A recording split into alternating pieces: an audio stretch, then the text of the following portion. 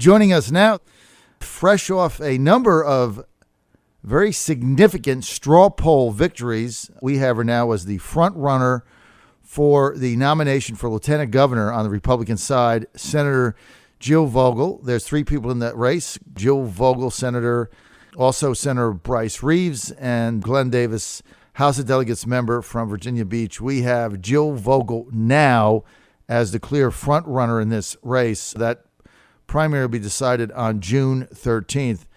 Senator, good to have you with us. Good morning. It's great to be with you.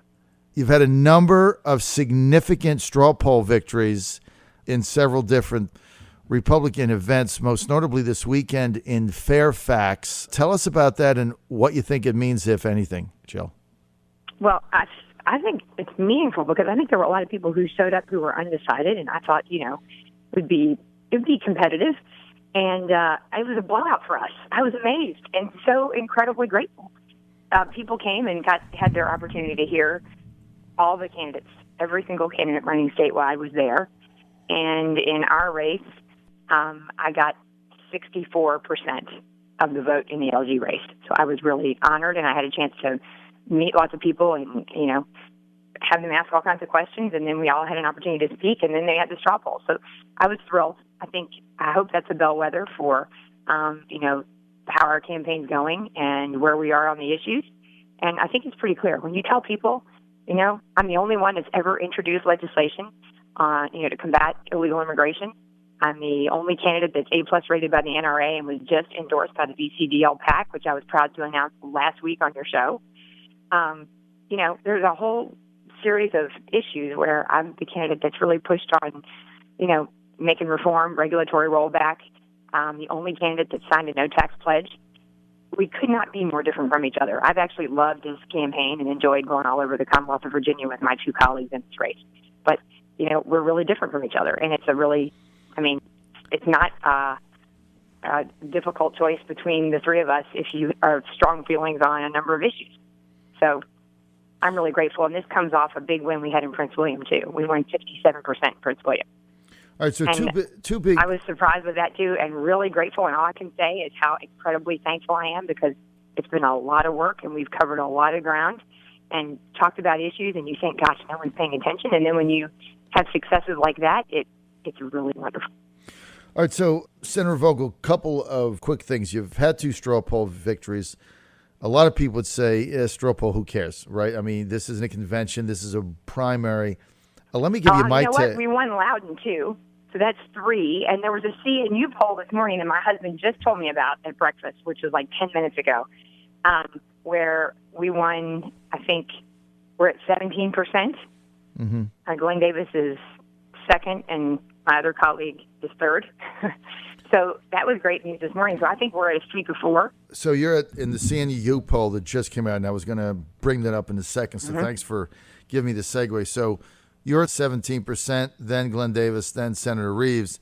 But the thing is, there's still, 60% of people are still undecided, which if I'm one of the other two candidates, I'm saying, 17%. I mean, Jill Vogel's been out there. She's campaigning. She's winning the straw poll. She's at 17%. So it's wide open. Because we're so far out. And I travel all over the Commonwealth of Virginia, and that's the real challenge that we all have on our side as candidates. We've got a primary coming up June 13th and a general election in November.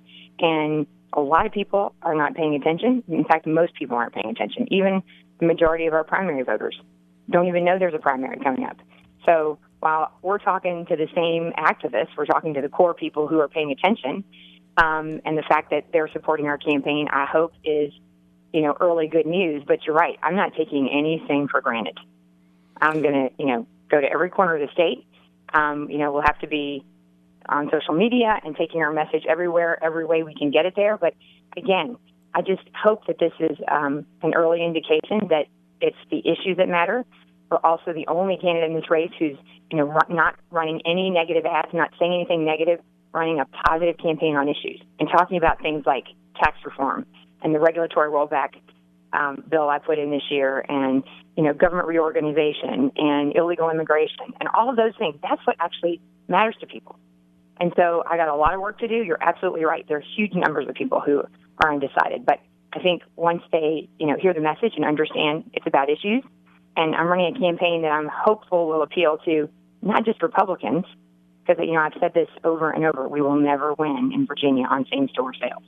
So I got to go be talking to Republicans, but at the same time, I need to go get independents, Democrats, and all kinds of other people who, when they hear what it is that we believe and what the folks on our side are working to do to reform, the tax structure in Virginia, B-poll, personal property taxes, all these things that nobody's addressed for years and years and years, they'll be with us. But somebody's got to go tell them. Mm-hmm. So that's been my goal. So it's not just, trying to win this primary and trying to get the message out. It's a broad message to a big state. All right, so look, 57% undecided. So if you're Glenn Davis right now sitting there at 13% and you're at 17% and he was a virtually unknown a few months ago, right? You got to be saying to yourself, okay, Joe Vogel, whatever, 57% of people still haven't made up their mind. So you got a shot. Same thing with Reeves. But I want to get back to this. And by the way, I had you as a front runner before we saw the poll come out. So that's validated. But you said something earlier. You said, my candidacy and what I stand for couldn't be more different than my other two opponents, Glenn Davis and Bryce Reeves. Can you elaborate on that? Well, I've had a lot of years to be tested. So, the thing I always emphasize is it's not what you say that you do. It's what you do. So if there's any ambiguity and anybody wants to know, look at where I was on Medicaid expansion versus where some of the, my colleagues in this race were on Medicaid expansion. I introduced the legislation to push back on Obamacare. I actually passed a legislation that made it illegal in Virginia. That mandate was flat out unconstitutional. The federal government cannot force you to enter into a contract against your will. I advocated against, Medicaid expansion, and look, you and I've talked about this before. Look what it's done in the states where, they embarked on that process, and it's killing them. It's just consuming their entire budget. It's all their school budget. It's their transportation budget. It's everything. So, some of my colleagues in this race took a very different view. So, again, it's the Second Amendment. I'm the only one that's A+ rated. I'm the one that's carried all the hard bills that other people wouldn't touch. And that was why I was so honored to get the VCDL PAC endorsement. I'm thrilled with that because those are the things that actually matter to people. And there's a big difference between, the water that I've carried, the bills that I've worked on, regulatory rollback. I was Deputy General Counsel at the Department of Energy for a long process of massive regulatory rollback. I've had experience working on that. That's very different than my colleagues. And in fact, I've, made that sort of one of the central themes of what it is that I hope to accomplish if elected statewide. Working with a strong executive, it would be my dream to have real reform in Virginia. And in fact, I passed what I would hope is one of the most meaningful pieces of legislation this past legislative session that gets us closer to regulatory rollback. And that was a bill that the governor can't veto. And that's a constitutional amendment that would allow the legislature to roll back, those kind of really onerous and oppressive regulations that are bad, job killing, or that just basically, violate the law. There are regs in place that flat out violate the law that no one will touch. All right. And I've carried, this year the governor vetoed 3 of my gun bills just last week. So, I've been a pusher and a doer. Right. It's not about being a show horse. It's about being a workhorse. I've got a young family. I'm a mom.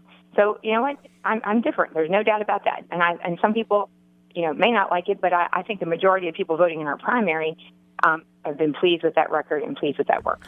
All right, I got a text here. I got several of them. I'm going to read this one by Don in Norfolk. Don says, the reason Vogel is winning is she's talking with the people, not talking to or at the people, and she's listening and acting on what the voters are saying. People respond when they feel they are being heard. That's from Don in Norfolk. So you got a fan there. Senator Vogel. That's an honor. I appreciate Don. And you know what? That's what public service is about. Public service isn't about, strutting around and telling people how smart you are and being a dictator. Public service is actually serving other people and doing that constituent service and listening to what people tell you. Right. Hearing what they say is a big problem in their business or the big challenge in their family. And, it's not hard to understand what it is that people in the Commonwealth of Virginia desperately need.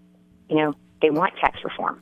I introduced legislation this year that would have, lowered our tax rates significantly over time and put us in a position where, you don't have to move to North Carolina to start your business anymore. All right, so what do you think? The basics. Jill, what do you think of Ed Gillespie last week, 2 weeks ago, came out with a 10% tax reduction? We talked a little bit about this last week. It's very possible. It's very possible if you get elected lieutenant governor, that tax cut might be in the state Senate. It could be tied 2020, and you'll have to be the deciding vote on that. If that was... Yeah, I support it. Okay. You bet. So you you're bet. in favor and of it's not inconsistent with legislation that I introduced this year that the General Assembly, wasn't quite ready to pass. But, that kind of massive sweeping tax reform isn't just, pie in the sky. It's got to be done. From my perspective, it's got to be done. So I've been talking about it year in and year out. That. And the fact that we have a statewide candidate who's making that a centerpiece of what it is he wants to promote is, in my mind, really, really important. It's what Republicans on our side have been talking about for a long time. We've got to do it. All right, Senator, I got a couple other issues I want to get to. This is the John Fredericks Show, blasting away across America. We're with Lieutenant Governor candidate, State Senator Jill Vogel. And there's three people in this race vying for LG nomination on the Republican side. Jill Vogel, Glenn Davis, Bryce Reeves. That'll be decided June 13th primary. Hey, did you ever draw the straws to see whose name, what the ballot order is? No, that has not occurred yet. So that's by the way, last week. I don't know that very many people know this. So once again, I'll announce something awesome on your show. We turned in 15,000 signatures. Wow, that's a lot of signatures. I was really pleased with how many. That's just hardcore volunteer work. Those are wonderful people around the Commonwealth of Virginia who wrote back to us and said, or responded to an email or called in and said, send me the signature pages and we want to help. And so we turned ours in last week, and it is not clear what the ballot lineup will be. Right, so you're going to pick that out of a hat, right? Right, and I got news for you. I'm a lot less concerned about where my name shows up on the ballot than the fact that I got important issues to go talk about and people to go, win over. It sounds like you think... I'll be fine wherever I am on the ballot. I could care less. It sounds top, middle, or bottom. It sounds like you think your campaign manager, Pat Truman's doing a good job. Is that... Yes, he's doing a fantastic job. He's a good guy. And our priority was not to, worry about our order on the ballot, but to, worry about the issues and worry about, again, just like you pointed out, all those voters who haven't decided, who don't know about this race, who haven't heard from us. Right. Folks who are, maybe not even going to vote in the primary, but will be important general election voters. We got to go get them now. Okay, so let me do a quick segue here. Christopher Newport University poll just out. Let me just go over, Senator, some surprising information, not just your race. Republican side, Ed Gillespie now 38%, Corey Stewart 11%, Frank Wagner 10%. Here's the bad news in this poll for Wagner. I'll just tell you straight out. Gillespie leading Wagner in Hampton Roads 29-23. No way Wagner gets close without getting about 50% of Hampton Roads. He's now trailing Gillespie in Hampton Roads 29-23, according to this poll. Not good news. 38% undecided. Even if Corey Stewart and Wagner combined got 70% of that 38% undecided and split that between them, Gillespie's the nominee. Plus, he's going to probably dump $2 million on TV in the final 3 weeks. That's what I do if I had their kind of money. This race, I'm telling you, it's getting to mail-it-in status. This is going to be, I could see Gillespie getting over 50%, but very bad news for Wagner. And bad news for Stewart. He really can't get over 15% in any area, demographic or otherwise. We already told you, Lieutenant Governor's side, Davis 13%, Jill Vogel, the front runner, 17%, Reeves 10%. And then another shocker, and I've been predicting this, I'm telling you, Tom Perriello is going to win this race, tied with Ralph Northam at 26%. This is a disaster for Northam. I'm telling you, ladies and gentlemen, this poll is a catastrophe for the do-nothing, say-nothing. I don't know where they're going with this campaign. They're going to lose. I'm telling you that. Perriello was going to win this race. It's the Bernie Sanders effect. It's left.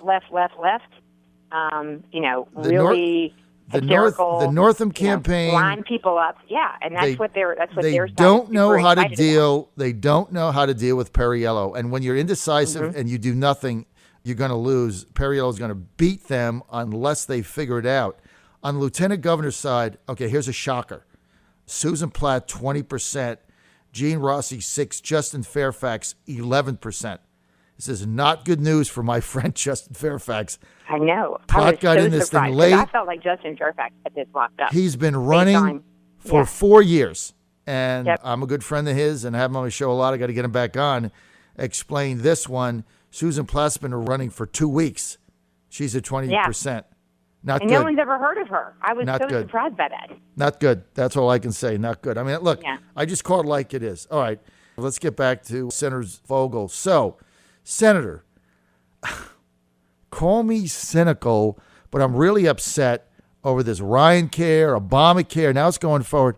You know, we fought so hard against Medicaid expansion, thought we did the right thing, right? Didn't make any sense. Obamacare was going to implode. Virginia would get stuck cold in the bag. It was unsustainable, right? All the arguments that we used for 36 months. Now we find out even if the Republican plan passed, Medicaid expansion was going to continue to get funded, and actually Virginia was going to get penalized for not taking the money. I mean, it was the craziest thing I ever saw. I asked a question at the White House press conference 2 weeks ago. They had no answer. Sean Spicer had no answer for me. Gobbledygook. We were going to get punished. I asked the same question to the Vice President Pence when he was on the phone. He's like, we're going to fix it later. Block grants or something. Why not just not? Look, it's going to get funded. Why not just take the money now? What's the downside? What's the risk? No here? way. No. Well, here's the thing. Yesterday, the Governor McCullough came out with, okay, now we're plowing ahead, full speed. My view of this is that the Affordable Care Act is unsustainable. It is destroying health care. People want their health care. That doesn't have anything to do with it. We already went down this path. Premiums. Jill, here's my argument. That argument is yesterday's argument. That was my argument. But here's my view of this. I don't think we should give up. We fought really hard to elect this president. I cannot believe that we are, this short into this administration, but this few days in, and that we're going to walk away and throw up our hands and say we're done. I just cannot accept that. And I certainly cannot accept it in Virginia that we're going to, take it in the gut like this and hemorrhage money with, Medicaid expansion. And sure, you're going to get the freebie in the short term. Somebody's going to shovel some money down to Virginia and we're going to take a little bit. That's always been the argument. Don't leave any money on the table. But I'm playing the long game in Virginia, not the short game in Virginia. And I don't want to bankrupt the Commonwealth of Virginia with, massive efforts to undertake Medicaid expansion when we have to get our house in order first. And let's talk about, getting some competition back into the process, making healthcare affordable to start with, giving people access. And, I'm not willing to give up on the fundamental premise of reform. And I'm devastated. I'm just absolutely, heartbroken that we haven't made the progress that, I was committed to make working in the Commonwealth of Virginia with this administration. And I just can't believe that we're just going to, throw up our hands and walk away. That's my view. Look, I get what you're saying, Senator, but here's my frustration. The Republican bill forwarded, not by Trump, by the Republican leadership. Oh, I hear you. Protected, it was not the protected the states. It was actually going to do more harm in some ways. In Virginia, it was going to do more harm than good. This was the Republican bill by the Republican establishment, not Trump, that they would have protected the states that expanded Medicaid and took the money and penalized those like us that didn't. Now, that was the Republican bill, which didn't even pass. There's no way this thing is ever going to get defunded. We're holding the short end of the stick. I'm man enough to say, look, I was wrong, okay? We got screwed. I'm tired of getting screwed. I want the money.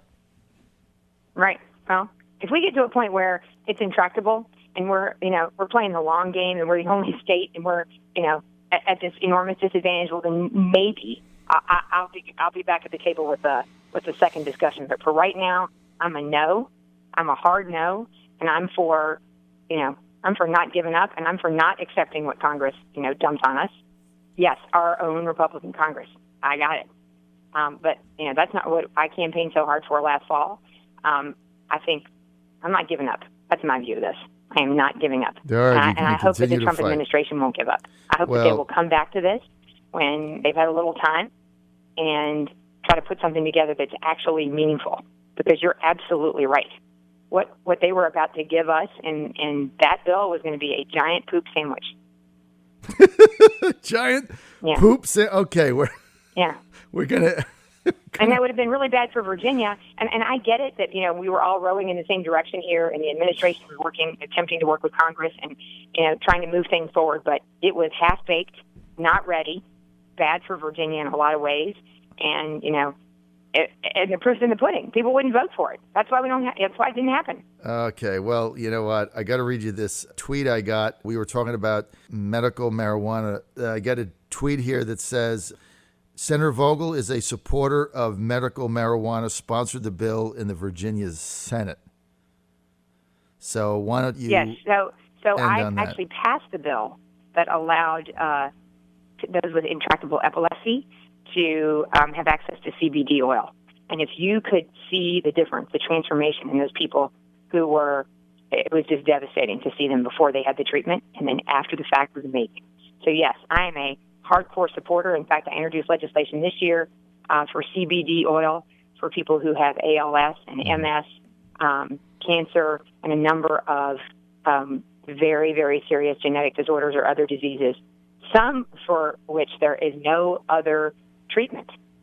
And so, I'm a believer that in this case, CBD oil, which is the bill I fought for so hard this year, it was a bill I introduced, is not being dealt on the illicit market. It doesn't have any psychotropic effects, doesn't make you high. Why in the world wouldn't we let people have access to it? It's being compounded already. And if a physician thinks that it's going to help their patient, then I'm 100% in favor of having patients have access to that medication. And I think that for those who were there and worked so hard this legislative session, for who they were themselves were sick or had family members that were sick, it was heartbreaking that bill didn't pass. And you can be darn sure that if I cast a tie-breaking vote, I'm going to cast a tie-breaking vote the right way on that one. And, once again, you ask about how different am I than the other candidates running statewide? I'm really different. And that's another example of an issue where I differ in some ways from my opponents. I just feel like it's 2017. Let's move on. And, I banned child marriage in Virginia, for heaven's sakes. It's remarkable, some of the issues that we have ignored in Virginia. And we've ignored them just because, I guess, people feel like, well, I can't cast that vote. And I think that's just short-sighted and not helpful. And again, it goes back to public service, listening to what people around the Commonwealth of Virginia are telling you and responding to what they desperately need.